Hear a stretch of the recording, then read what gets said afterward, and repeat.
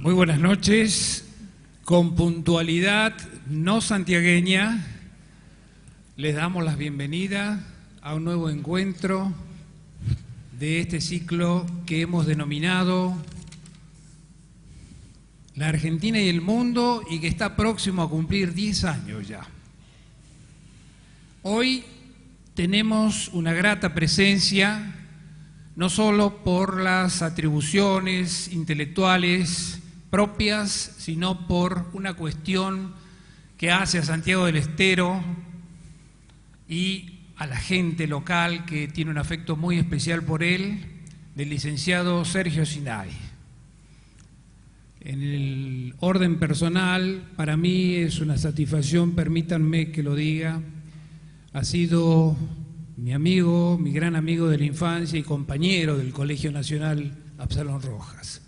De manera que todos estamos acá con los afectos al máximo, incluso en la entrada, vecinos, amigos, gente de la banda donde él vivió, se han acercado a saludarlo de una manera inusual para este ciclo. Bueno, yendo concretamente al tema que nos convoca, como ustedes saben, hay una modalidad que es en este ciclo, luego de la conferencia a cargo del licenciado Sergio Sinay, van a poder ustedes formular por escrito, por una cuestión de organización, las preguntas que deseen. A los costados de la sala van a estar ubicadas señoritas que las van a recibir y las van a acercar aquí al escenario, y él tratará de dar las respuestas a las mismas. Quiero invitar al presidente de las instituciones organizadoras, Fundación Hamburgo y Fundación Cultural Santiago del Estero, el doctor Néstor Carlos Sic, a hacer la presentación de nuestro invitado.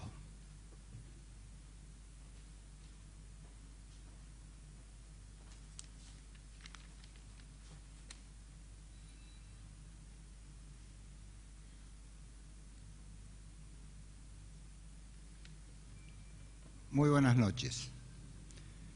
En el desarrollo de este ciclo, que hemos denominado La Argentina y el Mundo, han desfilado por este escenario numerosos y calificados disertantes, abarcando temas diversos referidos a la política, la economía, la educación y la historia, por citar a los más notorios. Sin embargo, hasta hoy, como si fuera una asignatura pendiente, ninguno abordó la temática que nos propone esta noche el licenciado Sergio Sinay. Resumida en el título de su conferencia, el mismo de un libro de su autoría, El riesgo de vivir, una visión del hombre, de sus virtudes y defectos más comunes, de sus vivencias más sensibles. En su infancia y adolescencia, Sinay vivió y estudió en Santiago del Estero, y luego se radicó en Buenos Aires, especializándose en el complejo campo de las relaciones humanas, la sociología, la psicología gestáltica y transpersonal y la autoasistencia psicológica. Se inició en el periodismo a los 18 años con críticas de cine, libros, entrevistas, crónicas e investigaciones. Creó y dirigió diferentes revistas. Fue jefe de redacción de selecciones del Reader Digest y colabora actualmente con artículos en el diario La Nación. Pero fundamentalmente, Sinay es escritor. La mayoría de sus libros abordan los problemas existenciales del hombre y con un criterio claramente humanista nos invita a pensar y reflexionar sobre la difícil vida de convivencia en las sociedades contemporáneas. Dicho en sus propias palabras, le preocupa que los hombres, deslumbrados por los malabares de una tecnología y una ciencia sin espiritualidad ni orientación moral, hayamos olvidado nuestros orígenes, nuestros ancestros y nuestra historia.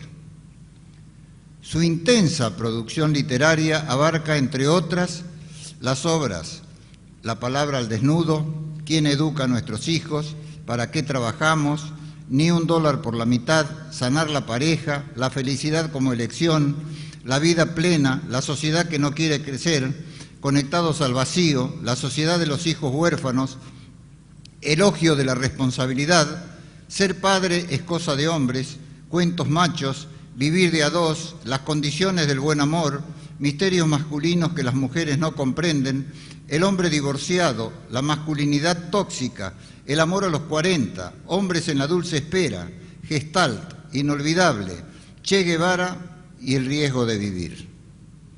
Profesional reconocido, prolífico escritor, con propuestas que combinan enfoques originales y una prosa transparente, comunicativa. Periodista destacado, pero sobre todo una personalidad de firmes convicciones, Sergio Sinay cada tanto abreva en Santiago del Estero, en su querida ciudad de la Banda, para recargar con generosidad su amplio repertorio de aportes para una vida mejor. Licenciado Sinay, le agradecemos profundamente su visita y nos disponemos a escucharlo con el respeto y la atención que su persona nos merece. Muchas gracias. Muchas gracias, doctor Ick.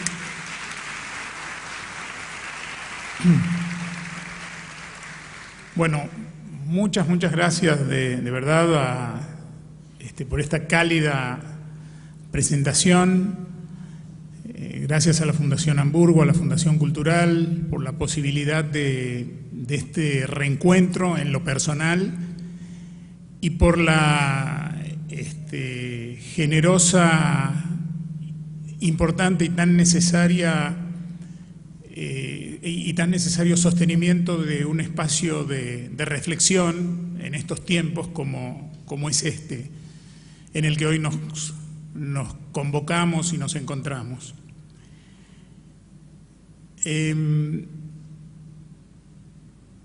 riesgo de vivir, el título de esta conferencia, es un título que se va a ir abriendo en la medida en que yo comparta con ustedes mis ideas, las ideas que nacen de este título, se va a ir abriendo hacia diferentes aspectos de nuestra vida y nuestra convivencia. Y de lo que yo observo como una suerte de crítico cultural, que es lo que me considero, cultural no en el sentido de espectáculos, libros y arte, sino considerando la cultura como nuestra manera de vivir y relacionarnos. Como crítico cultural trato de observar cuáles son los dolores que como sociedad nos aquejan y de qué manera puedo proponer a través de la palabra, que es la herramienta que me ha sido dada, algunas formas de trascender esos dolores para encontrar espacios de convivencia nutricia y trascendente. Voy a compartir con ustedes, antes de pasar a esta parte en que nos vamos a encontrar todos como en un foro, algunas de mis ideas sobre este tema. Les pido que las tomen como ideas discutibles y opinables, porque es lo que necesitamos, poder tomar las ideas del otro como una propuesta para seguir pensando y no como una verdad cerrada. Nosotros somos protagonistas cada día, todos, de un milagro en el que caemos poco en cuenta. Un milagro sobre el que reflexionamos muy ocasionalmente y a veces a raíz de alguna circunstancia dramática, pero que normalmente se nos suele escapar. ¿En qué consiste ese milagro? Consiste en que la gran mayoría de nosotros, durante la gran mayoría de los días de nuestra vida, nos acostamos a la noche en la misma cama de la cual nos levantamos en la mañana. Cumplimos el ciclo de un día, de una jornada, y cuando lo cerramos, volvemos a reposar en esa misma cama en la cual dormimos la noche anterior. Vivimos esto como si nos estuviera garantizado, como si nos estuviera dado, como si nada pudiera alterarlo. Y esto es un milagro cotidiano, porque no hay ningún contrato que alguno de nosotros pueda exhibir algún contrato o algún certificado de garantía que se nos haya otorgado en el momento de nacer, en el cual se nos diera la absoluta seguridad de que esto iba a ser así, de que esto iba a ocurrir así. Cuando nos acostamos de nuevo en la noche, en esa cama de la cual nos hemos levantado en la mañana, hemos atravesado no se sabe cuántos riesgos. Ninguno de nosotros lo sabe. Quizás de algún riesgo hemos sido conscientes, frente a ese riesgo hemos reaccionado y hemos logrado trascenderlo. Pero ignoramos cuántos otros riesgos pudieron habernos acechado y de los cuales finalmente escapamos. Porque vivir es en definitiva una inversión de riesgo. Todos los días, cuando emprendemos la vida de ese día, estamos invirtiendo nuestros recursos emocionales, nuestros recursos intelectuales, las herramientas que cada uno tiene y dispone para vivir, las estamos invirtiendo en una operación de riesgo, que no es un riesgo único que pueda ser definido. Vivir es una operación de riesgo en la cual nos acechan riesgos de diferentes orígenes y tipos.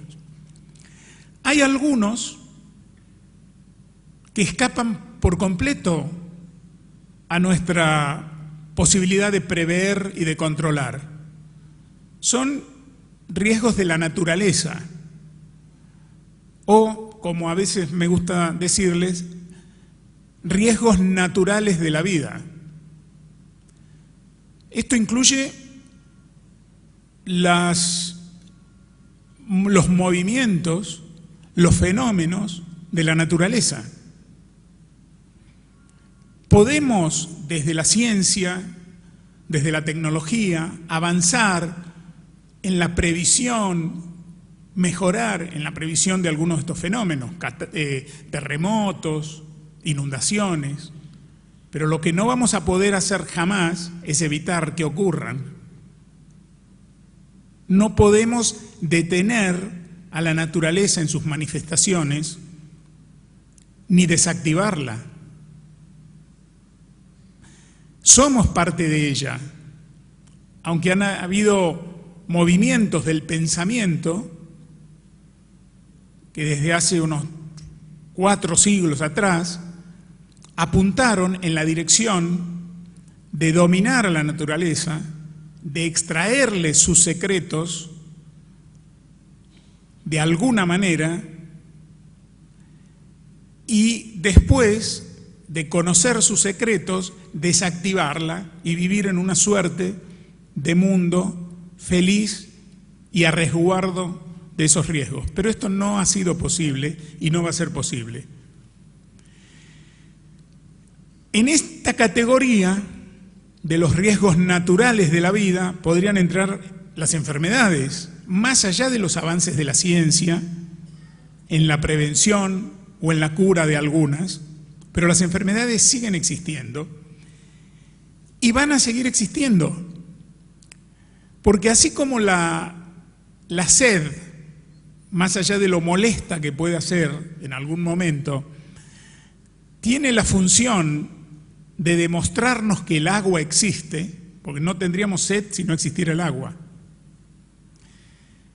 De la misma manera, el sistema inmunológico del que venimos dotados y forma parte de nuestra naturaleza de seres humanos, contar con un sistema inmunológico en nuestro organismo, lo que nos está diciendo, en la medida en que los seres humanos seguimos naciendo con sistema inmunológico, es que la enfermedad existe y que va a seguir existiendo. El sistema inmunológico es una alternativa natural frente a ella, que a su vez es un riesgo natural.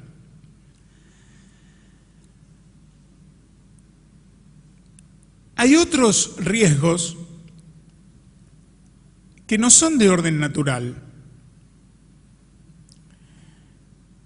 Hay algunos riesgos que los generamos los seres humanos a lo largo de nuestra existencia, de nuestra vida, de la organización de nuestras sociedades, del desarrollo de nuestra ciencia, de nuestra tecnología, de ciertos programas económicos e incluso a veces a través también de la política, es decir, de nuestra organización y de nuestra vida en comunidad.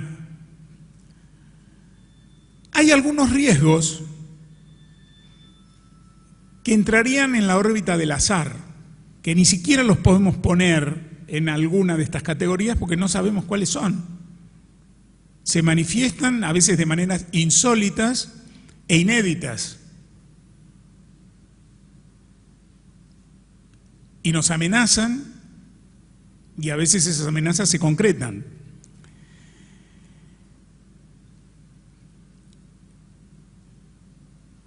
Y hay algunos riesgos que yo atribuyo, y lo digo con la dureza del caso porque es lo que pienso, que los atribuyo a la estupidez humana. Ustedes saben, Albert Einstein decía que al cabo de sus observaciones, experiencias y comprobaciones, llegó a la conclusión de que existen solo dos cosas infinitas. Una es el universo y el otro la estupidez humana, decía Einstein. Pero agregaba, y del universo todavía me quedan dudas. Y la verdad que la estupidez humana a veces nos coloca en riesgos absolutamente previsibles y absolutamente innecesarios y generalmente trágicos. Y digo trágicos porque un mecanismo de la tragedia como género artístico, dramático, teatral, es que en la tragedia, en todas las grandes tragedias, desde los primeros griegos, pasando por Shakespeare y llegando a los autores de nuestros días, se sabe desde el principio que las cosas van a terminar mal, muy mal. Y sin embargo, no hay en ese desarrollo nada que detenga eso que desde el principio se sabe que va a terminar así. Entonces, hay riesgos trágicos como los que provienen, por ejemplo, que generan innecesarios dramas, innecesarias pérdidas en las rutas, por ejemplo, que provienen de una manera de conducir y conducirnos con uno de nuestros más extraordinarios logros, como es el del automóvil, que nos permite transportarnos y transportar, ganar tiempo, atravesar espacios. Algo creado para una vida mejor termina siendo un arma. Y si digo armas, agrego las armas que nacen como armas, no que nacen como otra cosa y se transforman en armas. Por ejemplo, en nuestro país tenemos registradas oficialmente 1.200.000 armas, pero no se sabe cuántas armas hay no registradas. Aunque se calcula, las personas que estudian estos temas, que si se les agregara las registradas, las no registradas, podríamos ser una sociedad en la cual circulan alrededor de 3 millones de armas. 3 millones de armas, 40 millones de habitantes. El porcentaje de armas por habitantes es muy alto y las armas no se crean como herramientas para la agricultura. No son herramientas para la vida. Las armas matan. Un arma que no se usa para matar es una herramienta inservible. Entonces, la difusión de las armas es la difusión de un riesgo que inevitablemente termina mal. Había un gran escritor de novelas policiales, que los que aquí son lectores seguramente lo habrán leído, que era Raymond Chandler, el creador del famoso detective Philip Marlowe, que era interpretado por Humphrey Bogart en el cine. A los jóvenes escritores de novela policial les daba un consejo, les decía: si aparece un arma en el primer capítulo de tu novela, ten en cuenta de que ese arma se dispare antes del último capítulo, que no se cierre la novela sin que esa arma haya sido usada. En la vida pasa algo por el estilo, donde hay un arma, en algún momento antes del último capítulo de la novela se termina usando y generando dolor. Estos son riesgos evitables.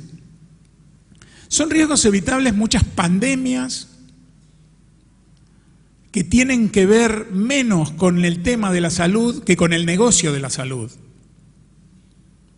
Todavía no está muy claro qué ha ocurrido, aunque se sigue investigando, hay algunas versiones y hay algunas cuestiones no desmentidas, con la famosa gripe A.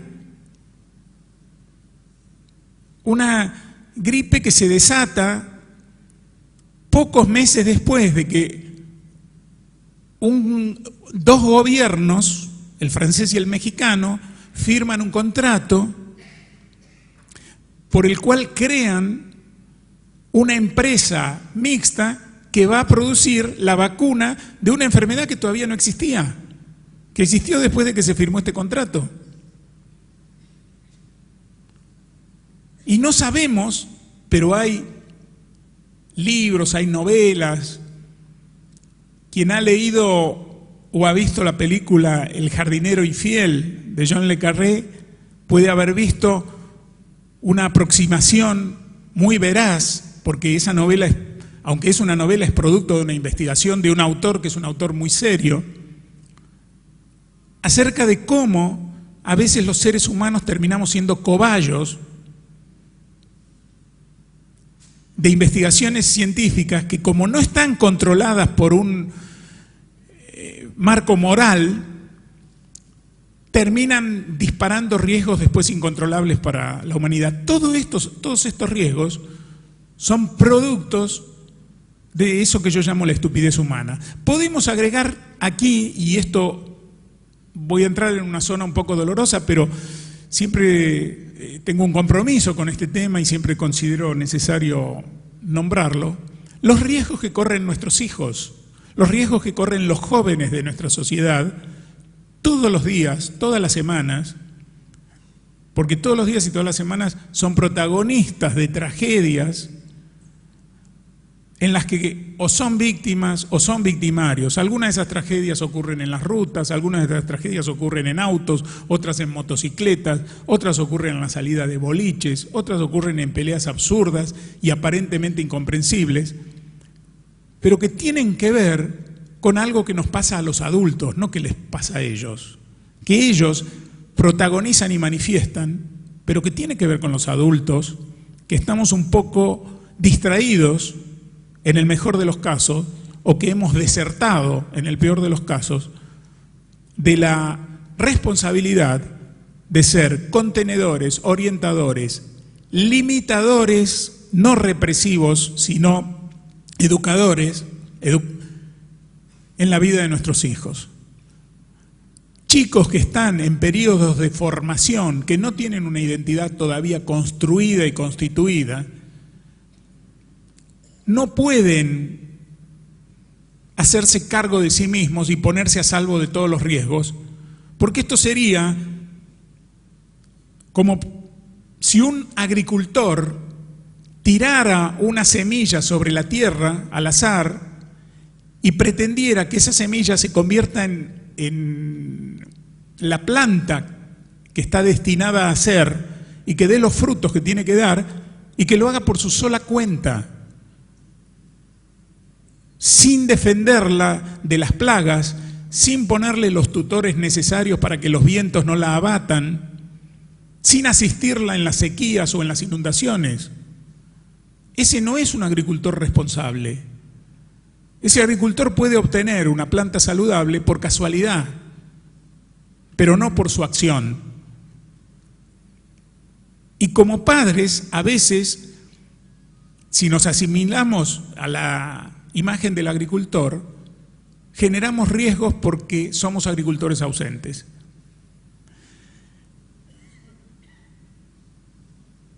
Hay dos tipos de inseguridad en las que vivimos. está la inseguridad que genera el imponderable y lo incontrolable, porque todos aquellos riesgos que tienen que ver con el devenir natural de la vida generan sensaciones de inseguridad. Y con esa inseguridad se vive. No hay otra cosa que se pueda hacer más que vivir con ella. Es parte del arte de vivir, incorporar la inseguridad como parte de la vida.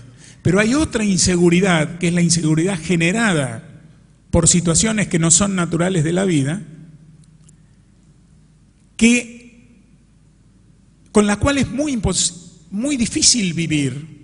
Se vive también, pero es difícil vivir. Para la inseguridad que proviene de las fuentes naturales de la vida, estamos preparados los seres humanos para convivir con ella.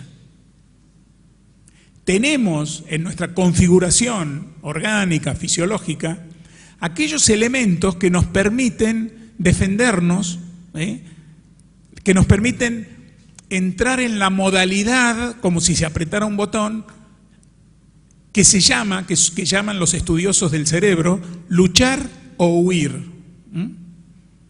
Para eso tenemos en nuestro cerebro el mesencéfalo, que reacciona ante las situaciones de peligro y nos orienta y nos da los neurotransmisores que permiten las reacciones del organismo frente a eso. Para eso estamos preparados, venimos de fábrica preparados. Pero venimos preparados para hacer frente a la situación, trascenderla y volver a una situación de calma y tranquilidad para poder, primero, para poder reparar y restaurar aquello que nuestro organismo produjo ese estrés. Y segundo, para seguir produciendo aquello que nos hace humanos, para seguir pensando, para seguir creando, para seguir relacionando, para seguir soñando, para seguir trazando proyectos. Porque si vivimos en una situación de permanente estrés, todo esto último es imposible, no hay tiempo, no hay cuándo. Tenemos que estar siempre alertas y vigilantes. Cuando a la inseguridad natural le agregamos la inseguridad provocada por negligencia, por descuido, por perversión, por especulación, por no atención de las necesidades de una comunidad por parte de quienes tienen que ocuparse de esto, generamos para toda la colectividad humana que está bajo esas condiciones, generamos una vida de estrés crónico. Y ese estrés crónico nos vuelve paranoicos y nos vamos convirtiendo en una sociedad de paranoicos que después viven medicados o a los cuales nada los tranquiliza porque ya no saben de dónde va a venir el peligro. El peligro para el cual naturalmente estamos preparados para atender, pero que después artificialmente nos acecha de todas maneras. Y cuando el peligro puede venir de cualquier parte, aparece un riesgo muy importante. Empezamos a mirar al otro, al prójimo, voy a usar esta palabra, al semejante, voy a usar también esta palabra porque prójimo y semejante son dos palabras que han ido cayendo en desuso y hoy parece que solamente pudieran ser aplicadas en viejas poesías o en sermones. Hay que recuperar la noción de prójimo. Mario Benedetti hablaba de la noción de prójimo en uno de sus más bellos poemas. Hay que recuperar la noción de semejante, porque prójimo es el próximo. Así como escribimos México con X y pronunciamos México, escribimos prójimo y deberíamos pronunciar próximo. Es el cercano, el ser humano más próximo a mí, que con su mirada, con su presencia, con su escucha, con el pronunciamiento de mi nombre, me va a decir que yo existo, porque yo necesito a ese prójimo, a ese próximo, a ese semejante porque está hecho de lo mismo, del mismo material que estoy hecho yo. Lo necesito porque los seres humanos necesitamos del otro para saber que existimos. Un ser humano solo perece mucho más rápido que cualquier otra especie en la que un ejemplar se queda solo. Y por eso, cuando nacemos, siempre recibimos un nombre y somos la única especie que nombra a sus recién nacidos y que los recibe con un nombre. Porque los recibe con un mensaje. Les está diciendo, vas a vivir entre otros. ¿Quién necesita un nombre para vivir solo en una isla después de haber nacido de una lechuga o de haber sido tirado por una cigüeña? Pero como no nacemos así, y no es así como vivimos, los unos a los otros nos vamos confirmando nuestra existencia. Cuando nos volvemos paranoicos, cuando nos volvemos colectivamente paranoicos, empezamos todos a desconfiar del otro, porque el otro también puede ser peligroso. Como el peligro no se sabe ya dónde está, puede estar también en el otro. Entonces sospechamos, creamos la cultura de la sospecha. Nos vamos apartando, nos vamos recluyendo, en lugar de fortalecer los lazos de la convivencia, las redes de la convivencia que nos sostengan, nos vamos aislando, buscando pequeñas fortalezas en las cuales defendernos. El problema con estas fortalezas es que después ya no son fortalezas, sino que son cárceles. Primero las construimos para prevenirnos y llega un momento que no podemos salir de ellas, quedamos aislados del otro. Y muchas veces estas fortalezas preventivas vienen en encantadores y fascinantes propuestas tecnológicas. Si yo puedo encerrarme en mi casa con una pantalla y un teclado de última generación y vivir en un mundo 2.0 en el cual llego a coleccionar 10.000 amigos en una red social, ¿para qué necesito la relación con un ser humano de carne y hueso real que puede ser peligroso, al que no lo puedo controlar como lo puedo controlar en la pantalla, donde en último caso lo deleteo, como si no fuera una persona, y además no tengo que correr el riesgo de salir al mundo para encontrarme con él, porque en esa salida al mundo para encontrarme con él, ¿quién sabe qué puede pasar? Entonces nos vamos metiendo en estas fortalezas, donde además recibimos estímulos permanentes para permanecer. Y adentro de estas fortalezas empezamos también a reemplazar las emociones reales y auténticas de la vida real, con sus riesgos, por emociones falsas y simuladas. Creemos que podemos crear vidas virtuales que nos provoquen las mismas emociones que las vidas reales. Y como nos vamos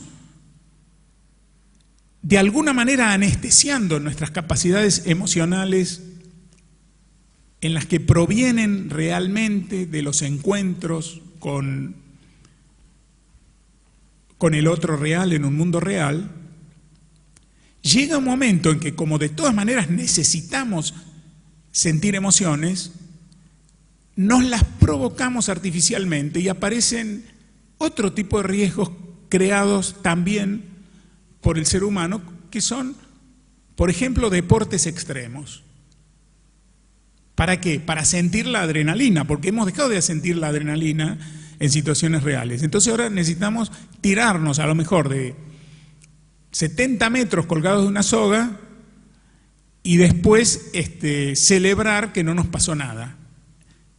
Para la próxima vez tirarnos de 80 metros e ir tentando los límites. ¿Y esto qué genera? Adrenalina, por supuesto, porque la adrenalina es es una hormona que la generan las glándulas suprarrenales cuando uno tiene que afrontar riesgos. El tema es que cuando nuestro organismo empieza a producir continuamente adrenalina, se empieza a acostumbrar y tiene que funcionar siempre en el modo adrenalina. Cuando sobrevienen periodos de calma, es como si el cuerpo reclamara y dijera, ¿qué pasa? ¿Qué pasa que no hay adrenalina ahora? Entonces hay que salir a procurarse otra vez situaciones de riesgo. Y se crea como una especie de círculo adictivo. Adicción a la adrenalina. En riesgos inútiles, cuando necesitamos ser buenos proveedores de adrenalina para los riesgos naturales de la vida.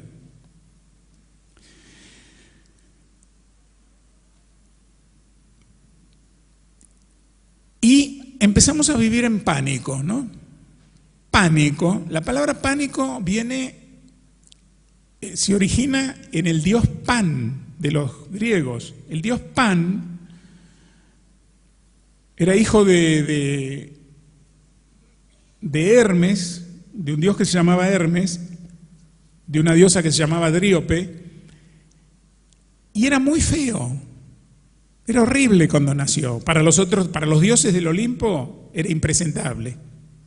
Tenía una especie de cuernos enrollados en la cabeza, peludo, el cuerpo. Era un cuerpo humano, pero peludo, pero además terminaba en garras y pezuñas. Horrible. No era digno de los dioses. Entonces fue desterrado del Olimpo. De alguna manera para su suerte, porque desterrado del Olimpo se fue a vivir a los bosques. Y en los bosques a nadie le pareció horrible, especialmente a unas ninfas maravillosas y muy bellas que lo acogieron,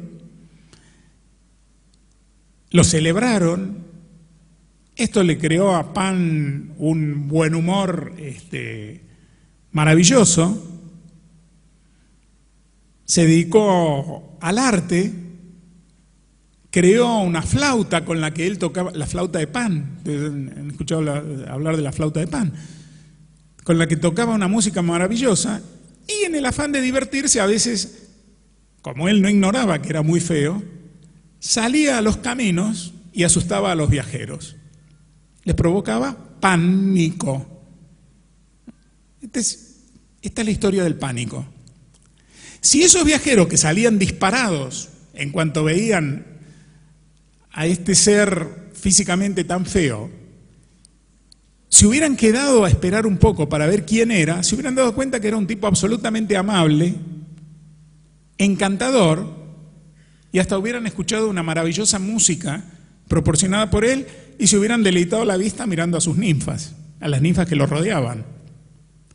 Esto pasa muchas veces cuando nos gana el pánico, y en lugar de esperar un poco para ver cuáles son las condiciones reales de aquello que nos asusta, escapamos, no sabemos bien de qué hemos escapado, pero sabemos que escapamos, y después creamos leyendas que vamos transmitiéndonos de unos a otros acerca de un peligro que nos acecha, al cual no nos hemos acercado para comprobar de qué se trataba, pero que después se convierte en una leyenda urbana o en algún tipo de leyenda que aumenta el pánico general. Porque el miedo no es en sí una mala emoción. En lo personal, yo no creo que haya buenas y malas emociones, que haya emociones a descartar. A veces se habla de vencer al miedo. Me parece que antes de vencer al miedo hay que escuchar al miedo. Yo creo que no hay emociones de las cuales nos tenemos que desprender. No hay buenas y malas emociones. Las emociones son parte de nuestra naturaleza. Si venimos al mundo con emociones es porque tienen funciones. Las emociones tienen funciones. Las emociones son energías que adquieren diferentes formas de manifestarse y que dicen algo. ¿Qué dice el miedo? El miedo, en principio, es una pregunta. La pregunta inicial del miedo es: ¿están en proporción tus recursos respecto de la situación que vas a enfrentar? ¿Hay equivalencia entre tus recursos y la situación que se te presenta? Esto es lo primero que se manifiesta como miedo. Y a esto, antes de salir disparando, uno tiene que ver, porque puede ser que el miedo pregunte esto porque en algún momento previo de nuestra vida no había relación, no había equivalencia y no estábamos en condición de enfrentar una situación como esta. Pero cuando el miedo pregunta, en lugar de responder directamente salimos corriendo, nunca nos vamos a enterar de que quizás por nuestra evolución, maduración o por el cambio en la situación, ahora hay equivalencia entre recursos y situación. Y si no la hubiera, el miedo quizás nos está impulsando a entrenar mejor nuestros recursos o a generar nuevos recursos para enfrentar esta situación y volver para enfrentarla. O quizás también el miedo nos está diciendo que entre esa situación y nuestros recursos nunca va a haber equivalencia y que lo mejor es ponerse a un buen resguardo. Pero tiene que haber un proceso, porque la respuesta puede ser cualquiera de estas tres. El miedo es un consejero. Las emociones en general son consejeras, son portadoras de mensajes. Una de las funciones del miedo es hacer desaparecer aquello que lo provocó. Igual que el enojo tiene una función muy parecida. ¿Para qué nos enojamos, en principio? Para transformar esa situación que nos hizo enojar y que el enojo desaparezca. ¿Por qué tenemos miedo? Para poder transformar, a partir del miedo, la situación que nos hizo temer y que entonces el miedo desaparezca. Ahora, si yo hago desaparecer el miedo de mi aparato psíquico, es como si yo hiciera desaparecer la luz del tablero de mi auto que me indica que me estoy quedando sin combustible o que hay un problema con el aceite. Cuando esas luces se encienden, no es que el auto anda mal, el auto está bien, al menos el tablero está funcionando bien porque me está avisando. Y esa es su función. Después está lo que yo voy a hacer con eso, con esa advertencia. Y ahí entra la responsabilidad, la elección. Entonces, hay miedos que modifican nuestros caminos, hay miedos que nos hacen continuar en ese camino pero mejor provistos, hay miedos que nos ayudan a crecer, todo por haberse anunciado, hay miedos que nos sacan de un lugar en donde estamos corriendo un riesgo cierto, y todos esos miedos son funcionales y en cierta medida yo diría que son saludables también.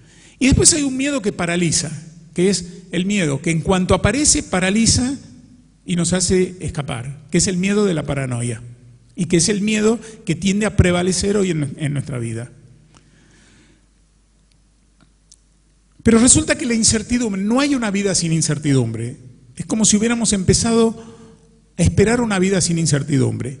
Amado Nervo, aquel gran poeta mexicano que escribió La amada inmóvil, ¿no?, que por lo menos los que ya no nos cosemos en un hervor hemos leído en nuestras clases de literatura, él decía, tiene por ahí en un poema una frase que dice: el cielo es azul, el mar es salado y la vida es incierta.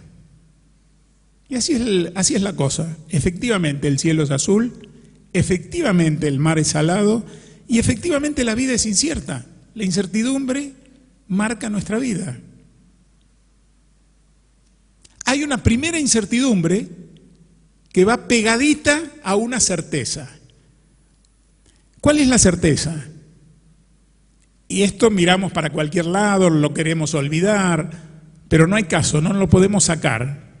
Es la certeza de que somos finitos en el tiempo. Es la certeza de que tenemos fecha de vencimiento. No la tenemos como un sellito puesto en el trasero, como se le pone al pote de yogur abajo, pero hay una fecha de vencimiento que no la conocemos, pero la tenemos. Perdón por recordar esto, pero si no lo tenemos en cuenta, vivimos peor. No es que vivimos peor cuando lo recordamos, vivimos peor cuando lo olvidamos. ¿Por qué? Porque la certeza de la finitud es lo que le da valor a la vida y a lo que producimos en la vida. Porque si fuéramos inmortales, todo daría lo mismo. Yo creo que ni siquiera amaríamos. No nos meteríamos en ningún proyecto, porque total, todo podría esperar. Y esa espera sería agobiante en algún momento.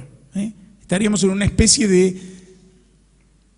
de limbo donde al final nos ganaría la sensación de que no pasa nada. Porque en realidad, como no hay tiempo que transcurra, ni fin que se acerque, en realidad no pasa nada. Entonces, la existencia de la finitud es importante porque nos hace valorar. ¿Por qué valoramos la vida? Porque se puede terminar, porque sabemos que se va a terminar y porque no queremos que termine por algo evitable. No podemos impedir que se evite, que se termine porque es finita, pero sí podemos evitar que se termine por algo que no tendría que ocurrir así. El tema es que esta vida, más allá de cuánto dure, tiene un sentido único, la vida de cada uno de nosotros. No me refiero a la vida como un fenómeno general, sino que la vida de cada persona tiene un único sentido, propio, intransferible, y que no se puede comprar, ni se puede prestar. 7.000 millones de habitantes hay en el planeta al día de hoy. No hay dos iguales, pero tampoco hubo dos iguales en toda la historia de la humanidad. Es extraordinario este aspecto de la creación. Poder crear tantos seres permanentemente que todos sean diferentes. Y que justamente en esa diversidad está la riqueza de la convivencia. Porque como somos todos diferentes, siempre hay algo que uno tiene y el otro no. Y que nos permite crear vínculos de acercamiento, de integración. Nos da la potencialidad para eso. Y como somos tantos, no estamos obligados a integrarnos específicamente con uno, sino que podemos recorrer esta diversidad e irnos encontrando. Ahora bien, cuando nos desentendemos, la vida nos hace una pregunta desde el principio, que es, ¿cuál es el sentido que vas a descubrir en tu vida mientras esta vida dura? En el transcurso de esta vida. Lo que no te voy a decir, dice la vida, es cuándo termina, pero lo que te voy a pedir es que te explores esta experiencia para encontrarle el sentido que tiene. No para crearle un sentido, porque cada vida tiene un sentido. La tarea es descubrir cuál es. Y ese sentido uno lo puede ir descubriendo en la tarea que realizamos. Tarea puede ser profesión, oficio o cualquier actividad transformadora, dado que los seres humanos somos transformadores por naturaleza y transformamos creando, también destruyendo, y transformamos de maneras múltiples. Y ningún ser humano está atado a una única forma de transformar. No somos como las abejas que transforman polen en miel, pero todas las abejas transforman polen en miel. Ni como los castores que transforman rocas y ramas en diques. No hay ningún castor que dice, o como los horneros que transforman barro en nidos. Pero no hay ningún hornero que dice, esta no es mi vocación, yo lo que quiero son hacer puentes. Y entonces cambia. O una abeja que dice, no, yo prefiero hacer nidos. No. Hay un determinismo que hace que siempre hagan lo mismo. Los seres humanos, en este sentido, el único determinismo que tenemos es que si no transformamos, nos falta algo. Hay una sensación, hay una angustia, hay una sensación de intrascendencia. Pero después elegimos diversas formas de transformación. En esas formas que elegimos, a veces, para algunos, aparece el sentido de su vida. O en un momento, ni siquiera en toda la tarea, en un momento de esa tarea aparece el sentido. Por este momento, por este producto, por este hecho transformador que protagonicé, siento que mi vida tuvo sentido. Generalmente, el sentido aparece con la presencia del otro. Algo hay en esa tarea donde el otro estuvo incluido, o fue receptor, o fue inspirador. El sentido de una vida puede aparecer, puede emanar en la forma en que vivimos nuestros valores, no en la forma en que los declaramos, en la forma en que los vivimos, que los llevamos a la vida real en hechos, en actitudes, en lo cotidiano. Puede aparecer en la forma en que nos vinculamos. Un momento de un vínculo con un amigo, con un hijo, en la pareja, con alguien de la familia, con alguien del vecindario. Un momento de los tantos vínculos en los que estamos entrecruzados nos hace sentir por algo que recibimos, por algo que nos dijeron, por algo que dimos, que por ese hecho y por estar vinculado en ese momento con esa persona, la vida entera tuvo un sentido. Son momentos de sentido, o son esos que se suelen llamar epifanías. Un momento que concentra todo el sentido. A veces el sentido emana incluso en el dolor. Cuando en lugar de preguntarnos ¿por qué me toca a mí sufrir esto que sufro?, podemos cambiar la pregunta y preguntarnos ¿para qué es que esto me toca sufrirlo a mí? ¿Para qué? Para que yo entienda qué, para que transforme qué, para que me dé cuenta de qué. Porque en todas las cuestiones de nuestra experiencia de vida, el sentido puede emerger.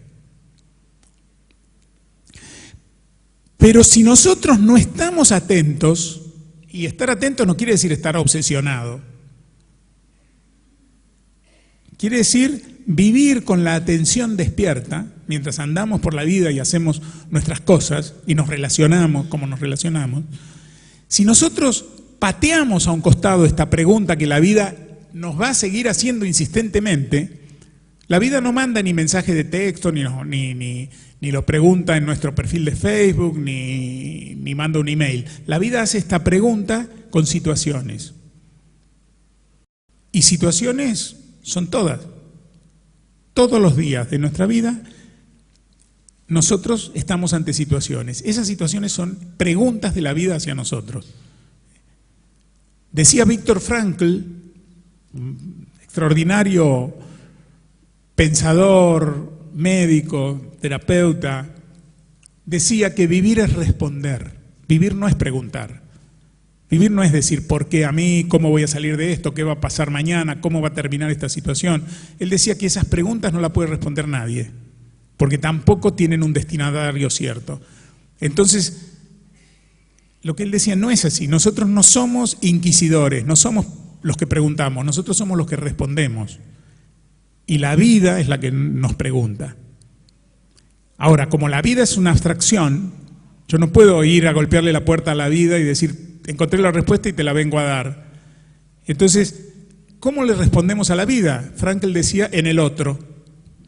En el otro. Por esto es importante el otro, porque es ante él que íbamos a responder. Cuando esta pregunta, esta respuesta se demora, se evita, se gambetea, se deja de lado, la pregunta sigue abierta y entonces se instala el vacío existencial, una especie de agujero en el alma, el vacío existencial, la angustia existencial. Este tipo de angustia duele mucho y es persistente. Entonces corremos muchas veces a llenar ese vacío con lo que sea, con adquisiciones de tipo material, con personas, llenamos de personas, pero no de individuos a los que vemos. Consumimos personas para ver si nos calman. Nos metemos en actividades peligrosas que nos aturdan. Tratamos de calmarnos con posesiones, que tampoco nos calman del todo, entonces necesitamos más. Hay diferentes formas en las que tratamos de llenar este vacío, pero la pregunta sigue abierta porque la vida es tosuda y tiene todo el tiempo del mundo para seguir preguntando, pero nosotros no tenemos todo el tiempo del mundo para responder.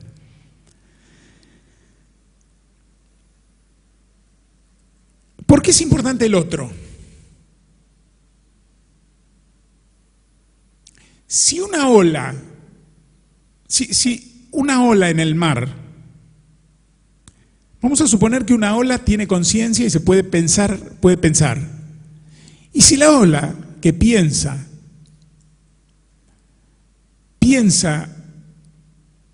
che, qué corta es la vida, dice la ola, porque va viendo, mientras va hacia la rompiente, ella va viendo a las olas que van adelante y dice, pero allá a 50 metros, a 100 metros, está la rompiente y ahí se termina la historia. Entonces, no importa si es una ola enorme, poderosa, hermosa, color esmeralda, transparente, una espuma extraordinaria, la ola se ve venir la rompiente y dice, la vida es corta y es una porquería, no entiendo para qué soy ola si voy a durar tan poco tiempo. Entonces, en ese lapso lo vive ese trayecto hasta la rompiente, la ola lo vive con angustia. Y si ella pudiera detener el movimiento del mar,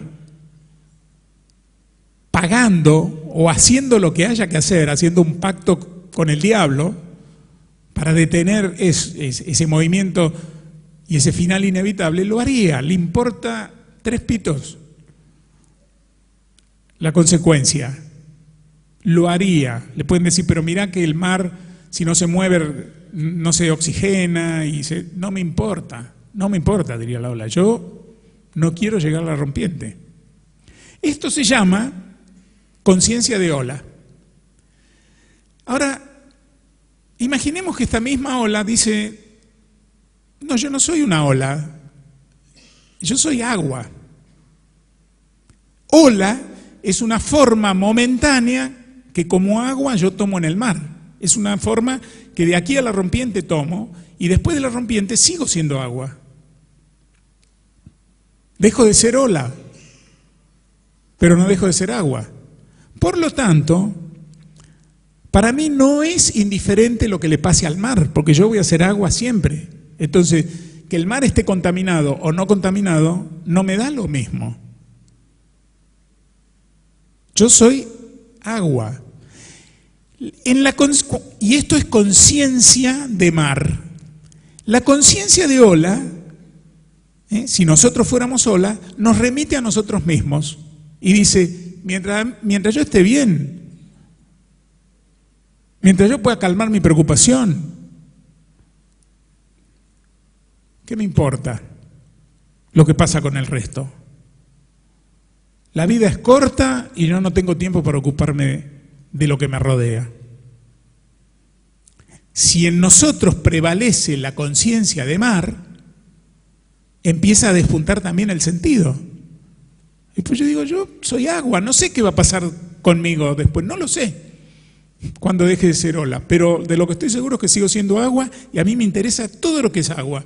Y levanto mi cabeza, saco la mirada de mi ombligo, levanto la cabeza, miro a mi alrededor y estoy en un mar de prójimos. Y digo, a mí me interesa esto, lo que pasa. Yo tengo que ser responsable de esto, yo tengo que aportar al mejoramiento de esto. A que si no hay nada después de que yo sea ola, mientras haya sido ola, al menos haber dejado el mar un poquito mejor de lo que era. Para esto Tengo que salir de mí en mi ensimismamiento de ola. Cuando hago esto como persona, tengo que salir al mundo y salir a los riesgos del mundo y a los riesgos de la vida que me esperan ahí afuera. Yo sé que muchos de ustedes pueden estar pensando que todo esto es muy bonito, lindas palabras, pero resulta que el mundo afuera es tan peligroso como no lo fue nunca. Pero esta sensación de que el mundo es tan peligroso como nunca la han tenido todas las generaciones a lo largo de la historia. Para cada generación, en cada momento de la historia humana, ese fue el momento más peligroso. ¿Por qué? Porque es vivencia. El tiempo en que yo vivo, en el tiempo real de mi vida, los peligros que me acechan, yo los vivo. La sensación de temor o de riesgo o de presencia del riesgo, yo la vivo. Las de épocas anteriores, a mí me las cuentan o yo las leo. No son una experiencia, son información, pero no experiencia. La de mi tiempo es experiencia. Entonces tiene una fuerza que no tiene las etapas pretéritas. Pero ustedes saben lo que habrá sido, imaginémonos por unos segundos, uno de nuestros primeros antecesores, de los primeros seres humanos, que se los comía un gliptodonte, que vivían 16 o 18 años como máximo, a esa edad morían de muy viejos, si llegaban, que cualquier virus, el más inocente de los virus, se los mataba en 2 minutos, que estaban expuestos a las inclemencias de la naturaleza sin ninguna defensa. Lo que habrá sido vivir en las ciudades de la Edad Media, cuando las pestes terminaban con una ciudad en 3 o 4 días. Lo que habrá sido ser habitante de Hiroshima o Nagasaki en el año 45. O lo que era vivir en la Europa del nazismo, no siendo nazi.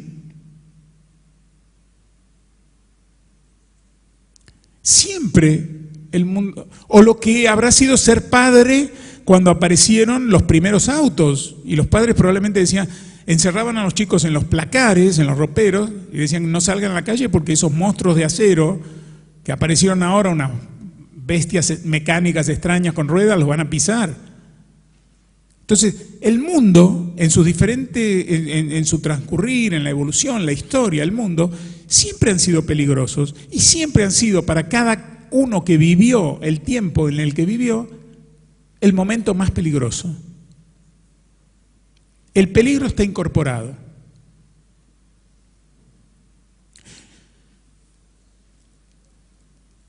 Hoy me hicieron una pregunta que quiero compartir con ustedes, la reflexión que me provocó un rato antes de que empezara este encuentro.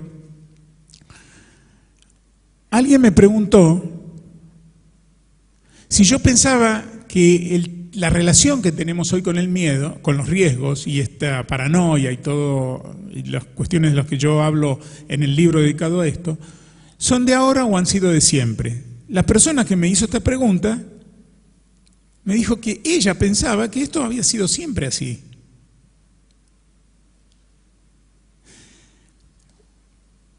Me obligó a pensar en el momento. Eso es lo que tienen de bueno las preguntas, que las preguntas nos estimulan a pensar. Las respuestas a veces nos achanchan y nos adormecen. Puedes decir, recibí una respuesta, listo. Bajo la persiana del pensamiento por ahora, pero cuando recibo una pregunta, tengo que levantar la persiana y atender.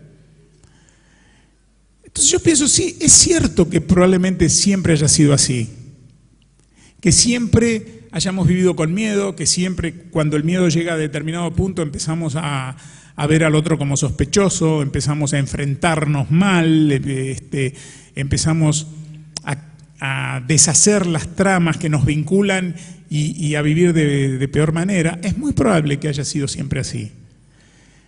Pero pensé en ese momento y respondí diciéndolo, ¿por qué si hemos podido avanzar tanto en materia de tecnología, de ciencia, de organización social, no hemos transformado esta manera de vivir ante el riesgo, ante el temor, y por qué en situaciones extremas nos aparece más este instinto de protección a costa del otro, incluso, que el de cooperación.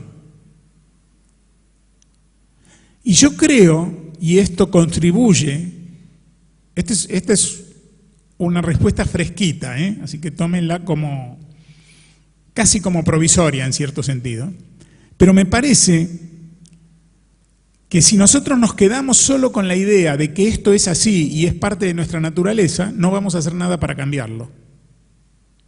Porque total es así, siempre lo fue, los seres humanos actuaron siempre igual y nos quedamos con eso. Pero resulta que esos mismos seres humanos que actuaron siempre igual son los mismos seres humanos que desarrollaron una tecnología extraordinaria como la que vemos en el punto de hoy, en tantos aspectos. Entonces, ¿por qué si podemos avanzar, transformar en un campo, no lo hacemos en el otro? ¿Por qué si tenemos esos recursos en ese campo, esa inteligencia, nos falta inteligencia moral? Tenemos inteligencia tecnológica y no inteligencia moral. A mí me parece que en esa brecha, en esa disociación, en ese divorcio entre estos dos rieles, se explica buena parte de las cosas que nos acontecen en nuestra vida de hoy. Ha habido un extraordinario desarrollo científico, económico, incluso podríamos, científico, tecnológico, podríamos decir incluso económico, y hasta en materia incluso de legislación, en muchos aspectos que hacen, por ejemplo, a los derechos humanos, que sin embargo no han estado acompañados, liderados, contenidos y acotados por un similar progreso moral. Y cuando digo progreso moral me refiero a vivencia efectiva de los valores morales universales e intemporales, que son los que, en definitiva, contribuyen a la existencia, a la persistencia, a la supervivencia y a la trascendencia de la humanidad.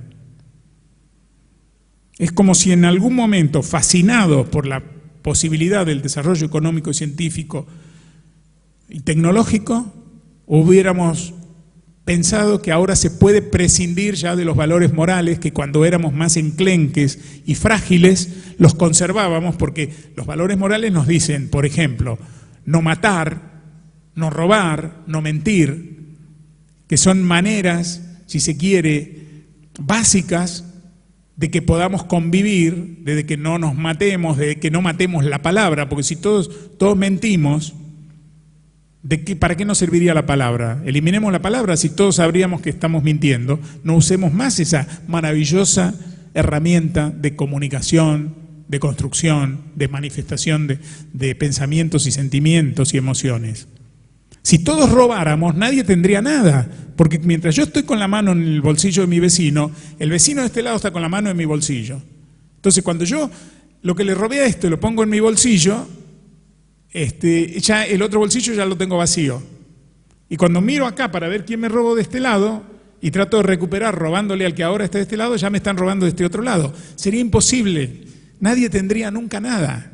Entonces, ¿para qué trabajaríamos? ¿Para qué tejeríamos proyectos?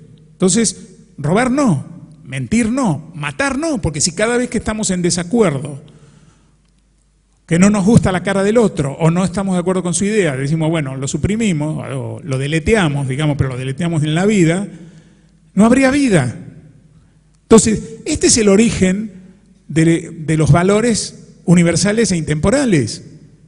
Un acuerdo moral que es valioso, porque sostener esto es valioso. Quiere decir, si hemos tenido que llegar a crear estos valores, porque la moral, los valores no se cosechan de un árbol, Los valores son una creación de nuestra convivencia. Si hemos llegado a esto, quiere decir que bien podríamos hacer todo lo contrario. Por eso dijimos no matemos. ¿Por qué decimos no matemos? Porque podemos matar. ¿Por qué decimos no robemos? Porque podemos robar. ¿Por qué decimos no mintamos? Porque podemos mentir. Entonces, cada vez que elegimos no mentir, no matar, no robar, estamos haciendo una elección moral. Estamos incluyendo al otro. Nos estamos convirtiendo en agentes morales. Un agente moral es alguien que actúa, no que declama, sino que actúa los valores que nos permiten a todos vivir, sobrevivir y vivir. ¿Vivir para qué? Porque tampoco es cuestión de quedarse en respirar, comer, reproducirse, beber. Si la vida fuera solamente eso, ¿qué nos haría humanos? Nos quedaríamos en lo biológico y en una psicología muy simple. Pero resulta que tenemos, eso lo tienen todos los animales. ¿Qué nos hace humanos? La dimensión moral, la dimensión espiritual, la razón, y a partir de la razón la capacidad de pensarnos, pensar el universo, pensar nuestro lugar en el universo, en el conjunto humano, y trascender. ¿Qué es trascender? Es ir más allá de uno. ¿Hacia dónde? Hacia el otro. Si uno vive con miedo, si uno vive retraído, no sale de aquí. Y como para ir cerrando esto, porque no quiero que correr el riesgo yo de que ustedes se duerman, y para que podamos intercambiar un poco de ideas a partir de las preguntas que ustedes tengan, quiero tomar, aunque sea brevemente, una pregunta que andará circulando en el aire, que es maravilloso el diagnóstico y cómo se sale de esto, ¿no? Porque ya estamos asustados de la forma en que nos asustamos, ya entendimos. ¿Y ahora qué hacemos? Bien. Yo soy un convencido de que las grandes transformaciones sociales, y estamos hablando de un fenómeno social, nunca se dan de abajo hacia arriba, nunca se dan de arriba hacia abajo, nunca se dan de afuera hacia adentro y nunca se dan desde lo grande a lo pequeño. Porque la sociedad no es una abstracción, ¿sí? Cuando nosotros abandonemos este salón, el salón va a permanecer aquí, vacío, pero va a permanecer con toda su belleza y su imponencia. La sociedad no es como este salón. Si nosotros nos vamos, no hay sociedad. Si nos desmembramos, no hay sociedad. Si nos desasociamos, permítanme el término, no hay sociedad. La sociedad somos cada uno de nosotros. No es algo que nos cubre como un paraguas o que nos recibe como un salón. Entonces, la sociedad cambia, una sociedad cambia cuando cambian los miembros que la componen, las células que componen ese organismo vivo que es una sociedad. Si nosotros tenemos algún acuerdo en el diagnóstico y pensamos que es posible vivir de otra manera, no a resguardo de todo, no con la seguridad de que nada nos va a pasar, sino con la voluntad de vivir asociados y en esa asociación cada uno pueda desarrollar lo mejor de sí mismo e irlo aportando al conjunto. Si nosotros creemos que eso es posible, tenemos que hacerlo posible en la realidad en la que somos realmente importantes y poderosos, que es la realidad nuestra de cada día, de cada uno de nosotros. Como miembro de una pareja, como integrante de una familia, como padre, como hijo, como hermano, como amigo, como jefe, como subordinado, como profesional, como trabajador, como comerciante, como obrero, como lo que fuera, como vecino, como deportista, como artista. En esos lugares reales donde existimos realmente todos los días, es donde cada uno de nosotros puede empezar a vivir de otra manera. Puede empezar a hacerlo.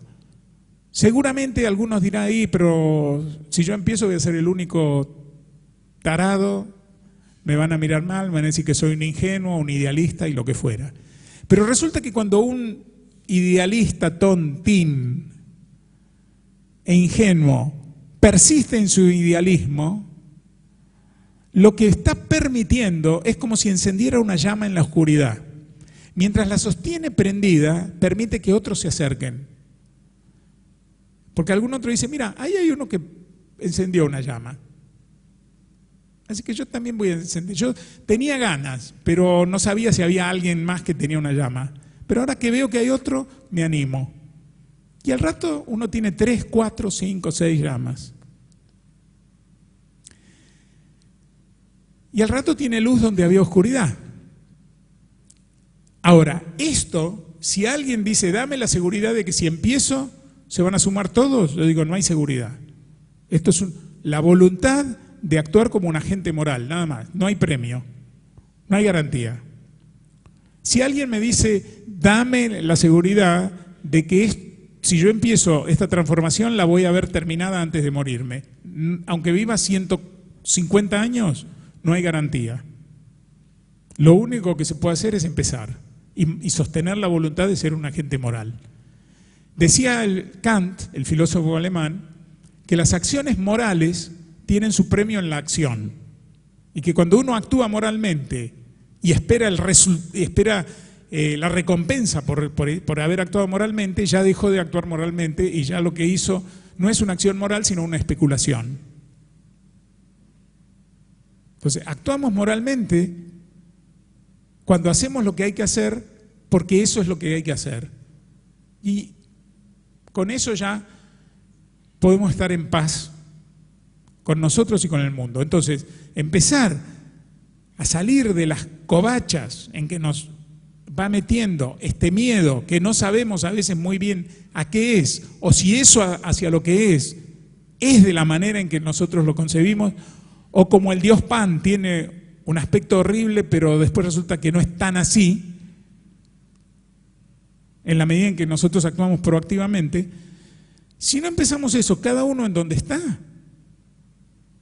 es muy difícil. No hay los cambios que vienen de arriba, esos cambios mesiánicos, esos cambios providenciales, duran lo que un suspiro, porque no nos tienen como protagonistas. Entonces, estos cambios de abajo hacia arriba, de adentro hacia afuera y de lo pequeño a lo grande, son silenciosos, son lentos. Van tiñendo el conjunto del que formamos parte. Es ir anudando lo que se desanudó, es ir cosiendo lo que se desgarró. Es una elección, es una responsabilidad y es una posibilidad que depende de nosotros. El hecho de que estemos hoy aquí tantas personas reunidas, que no hayamos tenido miedo de correr el riesgo de venir a enfrentarnos con el tema de nuestros temores y del riesgo de vivir, es en sí mismo alentador, es en sí mismo esperanzador. Y con esto termino yo mi monólogo hasta acá, ¿no? Para pasar al diálogo. Con esta esperanza de que los que estamos hoy aquí no estamos por casualidad, no estamos porque este hotel es bello y porque estaba iluminado y entonces dijimos vamos a ver qué pasa ahí adentro. No estamos aquí porque yo vine a presentar mi último álbum porque yo canto mal y en la ducha incluso canto mal, entonces, y no cuento chistes. Entonces quiere decir que aquí estamos porque todos necesitamos empezar a vivir mirándonos mejor y viendo en el otro a un compañero de vida, de ruta en la vida. Habrá algunos que son más compañeros que otros y habrá algunos que son mejores compañeros que otros. Pero necesitamos empezar a dejar de temernos entre nosotros, a dejar de estar paralizados por los riesgos que nosotros mismos creamos, para poder enfrentar mejor juntos aquellos riesgos que son parte de la incertidumbre de la vida, que siempre van a estar. Y van a estar para nuestros hijos, y van a estar para nuestros nietos. pero dejémosle un mundo donde los riesgos que ese mundo tenga son los riesgos inevitables de la vida y no los riesgos agregados gratuitamente de la vida. Bueno, ojalá podamos empezar a hacerlo cada uno de nosotros en nuestra vida cotidiana y ojalá podemos, en el diálogo que ahora se abra, encontrar incluso alguna idea que a mí no se me ocurrió, pero que alguno de ustedes propone. Muchísimas gracias.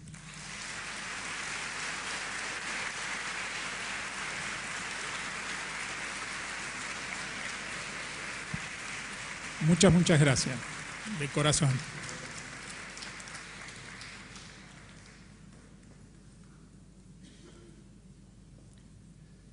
Bueno, vamos a dar lugar a las preguntas.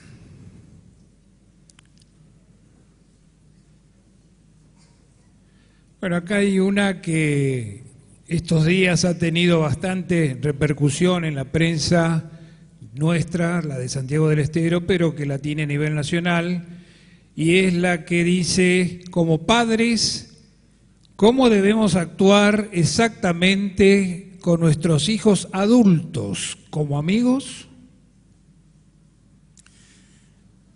Bueno, hay un tema interesante ahí, que es ¿qué consideramos adultos? Porque muchas veces hoy tenemos adolescentes de 35 años viviendo con los padres, y que en realidad son adultos, pero hay toda una conducta adolescente y hay un tratamiento desde parte de los padres como si fueran adolescentes. Entonces, si consideramos adultos, a ver, vamos a trazar una línea que por lo menos sea relativamente objetiva. La Organización Mundial de la Salud, la OMS, que es la Organización de las Naciones Unidas para la Salud, lo sostiene en uno de los últimos documentos sobre temas de adolescencia, y esto, que la adolescencia, a pesar de todos los cambios que se han producido socialmente en los últimos años, sigue terminando a la edad que terminaba siempre. 19, 20 años, como máximo. A partir de ahí se es adulto, se es un joven adulto. Nosotros acá vamos a tener chicos de 16 años votando.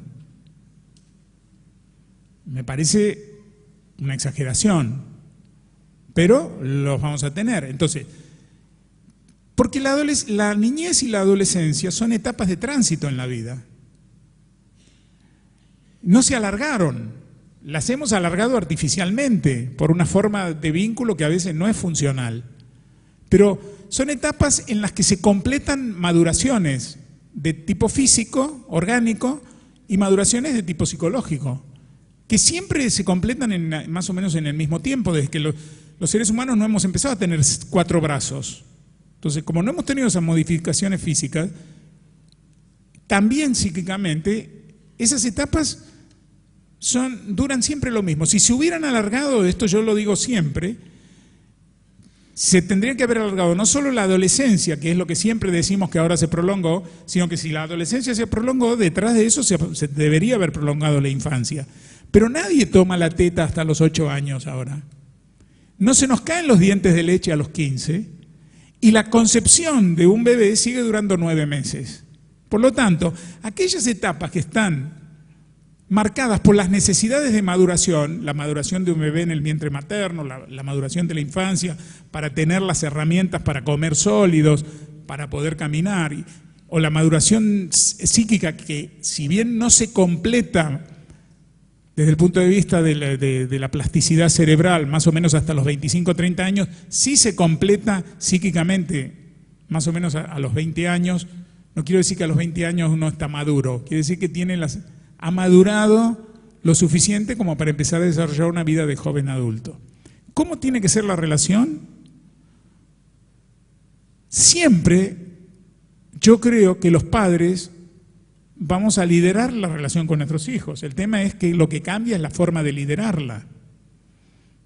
Uno lidera de una manera como padre a un chico de 5 o 6 años. La lidera de otra manera a los 17, 18, Pero siempre para un padre va a haber una experiencia novedosa.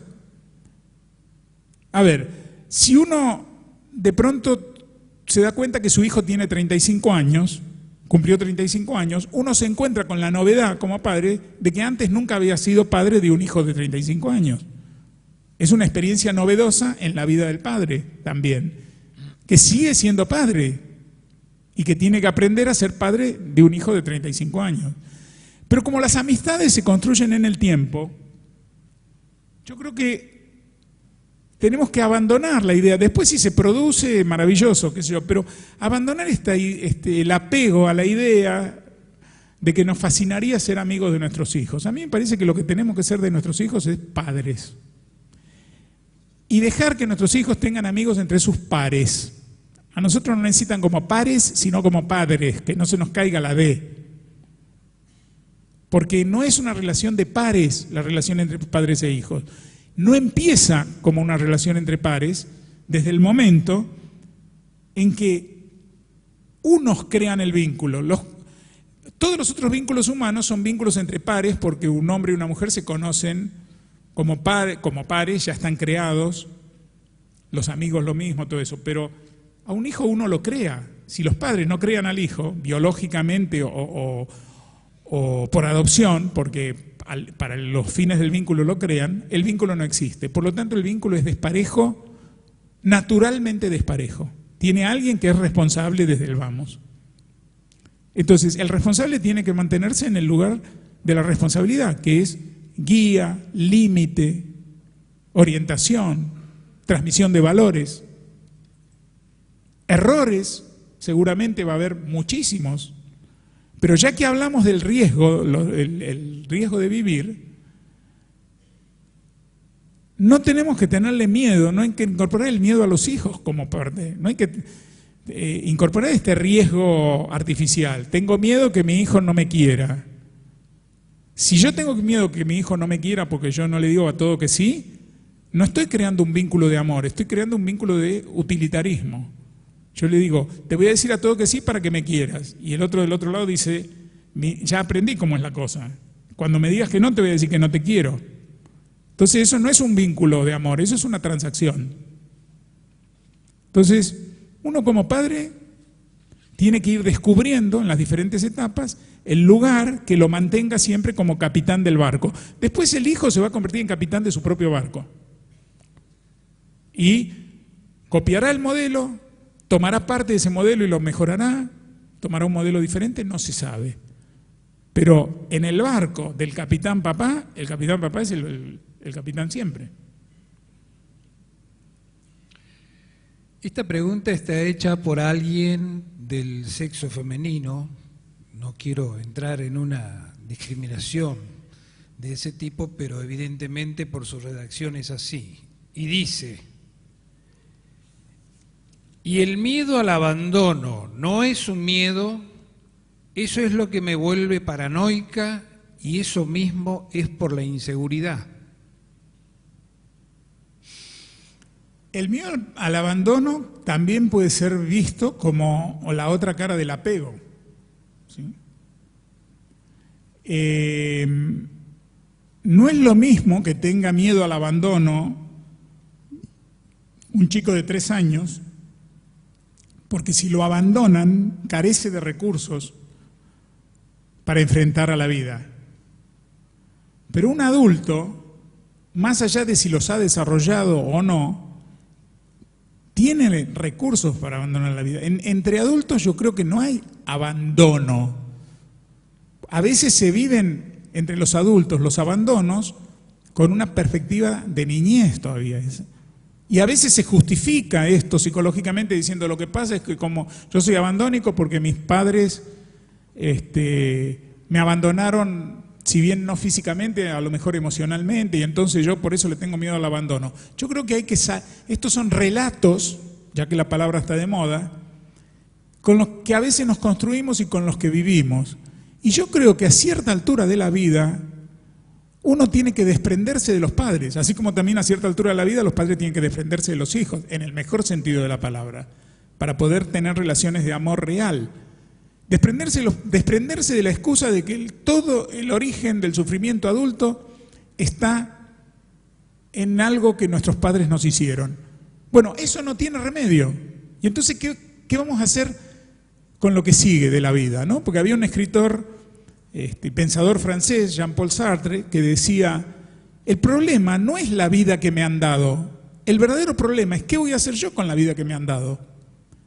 Porque si me voy a pasar toda mi vida hasta que yo me muera quejándome de lo que me dieron o no me dieron, ¿cuándo empieza mi vida real? ¿Cuándo me hago cargo yo de mi vida y me hago responsable de mi vida? En algún momento hay que cortar con esto. Cuando uno corta con esto y se hace responsable de su vida, yo creo que tiene menos temor al abandono. Hacerse responsable de su vida es hacer elecciones, tomar decisiones, decir que no, saber cuándo decir que sí y saber que los silencios, las palabras y todas esas decisiones, elecciones, etcétera, tienen consecuencias y que por esas consecuencias hay que responder, porque cuando uno responde hay menos culpables. Cuando más personas son responsables, en el sentido de responder, hay menos culpables dando vuelta, porque cuando uno no se hace responsable tiene que buscar un culpable para eso que le pasa. Cuando uno se hace responsable y dice, bueno, esto que me pasa es la consecuencia de una decisión que tomé, y como esta consecuencia no me gusta, voy a tomar una nueva decisión que tendrá una nueva consecuencia que me trate de sacar de aquí. Y la alivia mucho la vida y nos alivia de temores, como del temor al abandono, el hacerse cargo de la propia vida. Y no solo alivia la vida propia, alivia la atmósfera en la que convivimos también. Cuando menos culpables por centímetro cuadrado o por metro cuadrado hay en el mundo, todos llevamos mochilas más livianas y podemos en nuestros vínculos funcionar con el desapego, no temerle tanto al abandono, que a veces el abandono es simplemente que ese vínculo no era el vínculo que hubiéramos soñado, y no es por culpa de nadie, es porque, como decía Amado Nervo, el cielo es azul, el mar es salado y este vínculo no era. Como sabemos que esta noche contamos con la presencia de profesores y alumnos de distintas carreras, les informamos, tal como es nuestra costumbre en este ciclo, que esto está siendo grabado para ser difundido en diferido por Canal 7 satelital en fecha que será promocionada oportunamente. También lo van a poder encontrar en la revista número 55, La Fundación Cultural, o en el portal por internet de esta misma revista, www.fundacioncultural.org/portal. Nos vamos acercando al final de las preguntas, más que nada no por inquietud de la gente, sino por una cuestión física, diría yo, Sergio. Esta pregunta se refiere a un libro de nuestro disertante, que es Ser padre es cosa de hombres. Y dice así: ¿se puede ser madre y padre a la vez, como dicen las madres solas abandonadas por el esposo o pareja? Definitivamente, desde mi punto de vista, no se puede ser padre y madre a la vez. Porque si se pudiera ser padre y madre en la vida, también bastaría con una sola persona para procrear un hijo desde el punto de vista biológico, digamos. Así como se necesita de un hombre y una mujer con un aporte diferente pero igualitario, ¿sí? Aunque esto parezca una contradicción, no igualitario, equitativo, para concebir una vida, también se sigue necesitando de un hombre y una mujer para conducir esa vida hacia su autonomía, hacia su maduración y su autonomía. Cuando por diferentes razones de esas situaciones que yo decía que la vida nos pone delante, ¿no? Y a veces una situación es que hay una ausencia física o emocional real y marcada de alguno de los dos, por el motivo que fuera. Puede ir desde un divorcio hasta un modo de vincularse, hasta una desaparición física, hasta una orfandad, y la otra parte se tienta a ocupar todos los lugares. La verdad es que está suprimiendo un lugar, no es que está ocupando los dos, sino que está suprimiendo uno. El mundo, yo digo, está lleno en lo que hace a lo masculino, ¿no? Ya que la pregunta venía a partir del libro Ser padre es cosa de hombres, que en realidad por eso el título del libro es Ser padre es cosa de hombres. Como yo soy hombre, escribí ese libro. Alguna mujer podría escribir Ser madre es cosa de mujeres. Y esto no es ofensivo para los hombres, ni los excluye, como de la misma manera que ser padre es cosa de hombres no excluye a la madre ni dice que se puede prescindir de ella. Quiere decir que hay funciones maternas y paternas, así como hay aportes diferentes en la concepción biológica. Algunas de esas funciones pueden ser cumplidas por cualquiera de los dos, pero otras no. Por eso hay hombres y mujeres en el mundo, por eso se necesita de un hombre y una mujer para concebir una vida y para conducirla. Entonces, cuando uno de los dos no está, ni física ni emocionalmente, hay en el mundo yacimientos inexplotados de función materna o de función paterna en los cuales abrevar para calmar esa sed que puede haber en un hijo o una hija que está creciendo. Pero no ocupar todos los lugares, porque entonces los chicos se confunden y creen que efectivamente basta con uno solo. O sea, desde el modelo que ven, se les está diciendo en un modelo que con uno solo basta, pero desde su necesidad interior va quedando hambre de algo. En nuestra sociedad en particular, yo he trabajado mucho el tema de lo masculino durante muchos años y en el campo directo. Yo creo que vivimos una sociedad con hambre de padre. Y esto lo dije mucho tiempo, después le agregué una segunda parte que dice, y empacho de madre. Así como hay hambre de presencia paterna, que no se agota en la provisión material, porque culturalmente a los hombres también se nos ha bajado el mandato de que, habiendo provisto lo material, estaba resuelta nuestra presencia, y no es así. Hay cosas que da un padre que no son del orden material, que solo los da un padre cuando está presente. Así como hay hambre de eso, hay a veces un empacho absoluto que hay que tirar todos los cueritos emocionales posibles de madre, omnipresencia de madre. Como las madres no tienden a soltar naturalmente, tiene que haber el padre para ayudar a un hijo a salir al mundo. Hay dos cordones umbilicales, desde mi punto de vista. Uno lo corta el obstetra, la partera, ahora lo cortan los papás también cuando están presentes en el parto.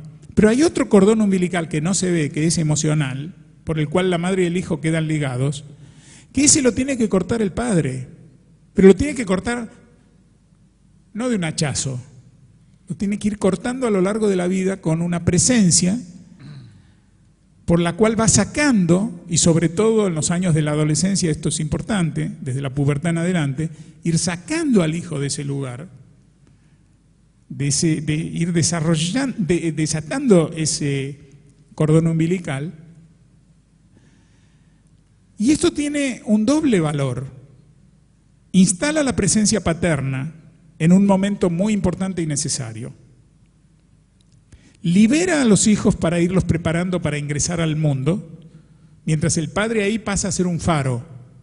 El faro no va arriba del barco, el faro se queda en la orilla, el barco va a navegar y desde el barco, si la noche está buena, maravilloso, no hay problema, pero el faro está aquí y sigue prendido. Si hay tormenta,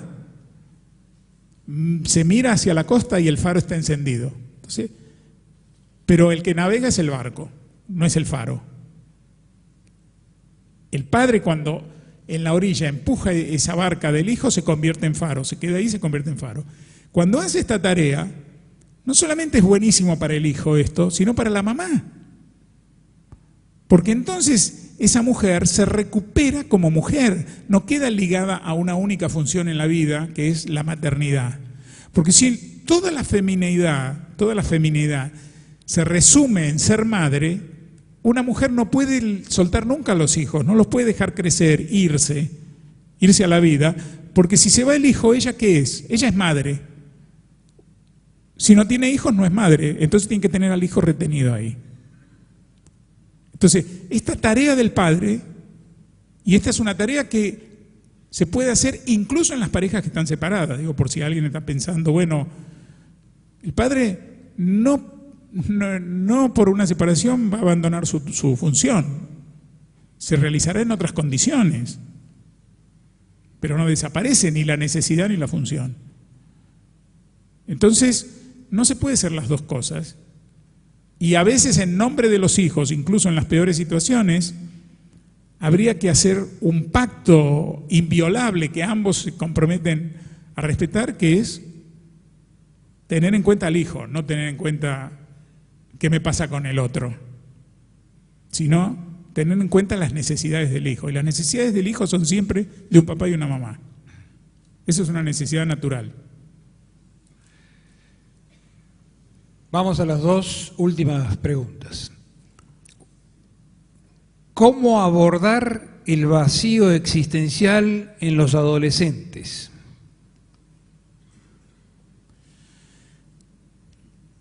Yo creo que los adolescentes están en un momento de torbellino de la vida donde el vacío existencial todavía no es una presencia, no se ha instalado como tal. En todo caso, yo formularía este interrogante como ¿cómo prevenir el vacío existencial desde la adolescencia? Me gusta más así, digo, si me permiten. Porque para concebir el vacío existencial como vacío existencial, uno tiene que tener una cierta madurez, una cierta comprensión de la vida, un cierto cúmulo de experiencias vividas, buenas, malas, pero que los adolescentes no tienen todavía. Más allá de que hayan tenido que atravesar una circunstancia trágica que es excepcional, no es que todos los adolescentes están sometidos a circunstancias trágicas. Entonces, esto se puede prevenir transmitiéndole modelos, voy a decir sintéticamente algo que yo, desarrollo bastante más largo, incluso lo he desarrollado en algún libro, que es ¿en qué consiste educar? Educar es una tarea de los padres y no de la escuela. La escuela tiene otra tarea que es la de informar, instrumentar, socializar. Esto es extraordinario, importantísimo e irreemplazable desde la escuela. Acompañar crecimientos, entrenar para el mundo, informar, sostener los valores, pero los valores se tienen que dar en la casa. ¿Quién educa entonces? Educan los padres. ¿Cómo educan? Transmitiendo valores.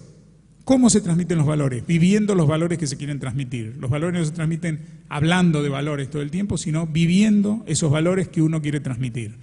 Porque al ser los adultos más cercanos y significativos en la vida del hijo, lo que emana de esos padres es, como se dice, palabra santa. En este caso no son palabras santas, son acciones santas. Entonces, así se transmiten los valores. Y eso es parte de la educación. Se transmiten los valores enseñándole a los hijos modelos de vínculos en donde el otro no es una herramienta que se usa y se descarta, o un obstáculo que se interpone y hay que sacarse de encima. El otro es un ser humano. Por lo tanto, las relaciones tienen que ser de sujeto a sujeto, no de sujeto a objeto. No, yo soy el sujeto, vos sos el objeto y yo te uso como quiero y te descarto. ¿Cómo se crean este tipo de vínculos? El primer vínculo así que hay que tener es con el hijo. Que el hijo no se sienta que ha venido al mundo a ser objeto de alguna necesidad, ilusión o expectativa del padre, sino que ha venido al mundo a ser el que él va a ser y que para esto va a ser ayudado en un ámbito de amor por los padres que lo acompañan. Entonces, y cuando además ve a los adultos que los rodean, los chicos ven adultos tramados en vínculos de sujeto a sujeto. Van aprendiendo, entonces, esto es educar también. Y la tercera pata de la educación que empieza en la casa es vivir vidas con sentido, no estar abocado al simple deseo momentáneo, a una vida que se agota en lo material, sino cuando los hijos ven padres que más allá de las circunstancias materiales de la vida, están contentos con la vida que llevan porque es una vida en la que hay sentido y ese sentido se expresa o en la tarea o en el vínculo, como dije antes, o en la manera de vivir. Ven padres que están transmitiendo con sus acciones la idea de que la vida merece ser vivida y de que hay un sentido en la vida. Los chicos van a buscar después para sí mismos vidas de ese tipo. Ahora, si un adolescente mira a su alrededor y ve el desierto o ve modelos donde hay desprecio por el otro y hay todo eso, en realidad no hay valores, no hay ejercicio real de los valores. La verdad que ese adolescente va a llegar a su adultez temprana desprovisto de herramientas para explorar el sentido de su vida y va a ser un candidato a moverse en el vacío existencial. Esto no quiere decir que no va a poder salir de ahí, pero se le está haciendo más difícil el camino. Bueno, ahora sí llegamos a la última pregunta. ¿La falta de valores puede ser el resultado de un alejamiento de Dios? Bueno, esta es una pregunta compleja e interesante. Bueno, voy a tratar de simplificar. Los valores, a mí me parece que no es que valores tienen las personas que creen en Dios y los que no creen en Dios no tienen valores. A mí me parece que los valores morales y universales son valores para los seres humanos. Que el tema de las creencias es un tema muy personal, pero yo creo que hay una espiritualidad, que hay un hambre de espiritualidad que es del ser humano, ateo, agnóstico, creyente, de todos los seres humanos, que hay una espiritualidad que va más allá de la religiosidad, que contiene a la religión, pero que la trasciende. En todo caso, las religiones y las formas en que se las viven pueden ser modos de vivir la necesidad de espiritualidad, pero que la espiritualidad es una necesidad también del que no cree de que no es creyente de una religión en particular. Es una necesidad del ser humano. ¿Y qué es necesidad de espiritualidad? Es necesidad de ir más allá de uno mismo, de sentir que el paso por la vida no ha sido algo inexplicable, de sentir que la propia vida, y permítame la redundancia, ha tenido un sentido y que ese sentido ha sido descubierto por uno, y descubrir el sentido de la propia vida es algo que les pasa a las personas de todas las condiciones, cuando les pasa, y no necesariamente hay que primero detenerse en una aduana que tiene que ver con lo religioso para poder pasar a lo trascendente. Esta es mi opinión a partir de mi observación de los seres humanos, de conversaciones, de las vidas que he acompañado, de las vivencias. Me parece que la espiritualidad abarca a todos los seres, la necesidad de espiritualidad en todas las condiciones, y que en todo caso, cuando los valores, hay personas que no son creyentes, que viven los valores en su vida y que viven con todos estos valores morales. Y hay personas que declaran su religiosidad y la verdad no practican los valores que supuestamente esa religiosidad debería estar avalando. Entonces, hay algo de lo que nadie escapa, creyente o no creyente, que es de su propia responsabilidad respecto de cómo vive los valores y de cómo vive su vida. En esto estamos en el horno, desde que se nos dio libre albedrío, razón, libertad no en el sentido de no tener ningún obstáculo como aparece en los avisos, no, libertad en el sentido de poder elegir y hacerse cargo de lo que uno elige, desde que estas condiciones nos hacen humanos, estamos en el horno, no hay forma de escapar de la responsabilidad sobre la propia vida. Entonces, cada uno es responsable de qué hace con cómo vive estos valores que son para todos, Si no, entramos en una cuestión que es el relativismo moral. Es decir, bueno, se pueden vivir los valores si son dentro de cierta religión. Los valores de otra religión no valen. No, los valores son humanos. Los valores morales son humanos. Los seres humanos nacemos humanos y después, cuando un bebé nace, si a nosotros nos muestran un bebé desnudito, recién nacido, nadie va a poder decir de qué religión es o en qué cree, porque lo que es un ser humano recién nacido. Después la vida lo va a ir llevando por los caminos en los cuales construirá su identidad, y parte de esa identidad será a veces una creencia y otras veces será el agnosticismo o la no creencia. Pero esto no hace mejor o peor a una persona. Lo que hace mejor o peor a una persona es cómo vive sus valores en relación con el otro. Esto es mi opinión personal. Muchas gracias. Gracias a ustedes. De esta manera, en nombre de las instituciones organizadoras, agradecemos a nuestro invitado, Sergio Sinay, y a todo el público presente. Muy buenas noches.